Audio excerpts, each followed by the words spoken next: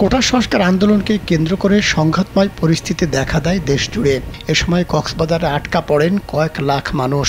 পরে পরিস্থিতি স্বাভাবিক হলে সেনা সদস্যরা আটকা পড়া পর্যটকদের নিরাপদ গন্তব্যে পৌঁছে দেন। তাই বর্তমান পর্যটক শূন্য কক্সবাজার। বন্ধ রয়েছে সেখানকার অধিকাংশ রেস্তোরাঁ। বিশেষ করে ক্ষুদ্র ব্যবসার সঙ্গে জড়িত পরিবারগুলো চরম কষ্টে দিনাতিপাত করছে। এই অবস্থায় পর্যটন শিল্পে প্রতিদিনই কয়েক কোটি টাকার ক্ষতিতে পড়তে হচ্ছে ব্যবসায়ীদের। বন্ধ আছে সব hotel restaurant.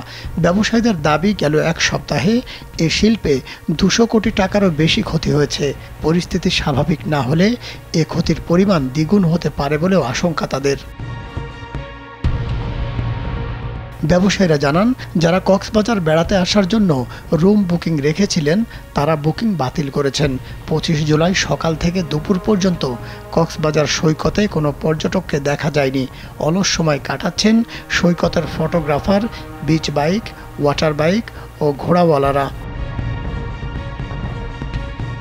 Cox's Bazar chamber of commerce সভাপতি আবু মোর্শেদ চৌধুরী খোকা কালবেলার কাছে দাবি করেন, গেল এক সপ্তাহে তাদের 200 কোটি টাকার উপর ক্ষতি হয়েছে। হোটেল সাইমন বিচ রিসোর্টের সিনিয়র কর্মকর্তা আসাদুজ্জামান নূর বলেন, প্রতিদিন তাদের 23 লাখ টাকার বেশি লোকসান হচ্ছে। সেই হিসেবে গত 7 দিনে শুধু সাইমন বিচ রিসোর্টে 1,61,00,000 টাকা লোকসান হয়েছে।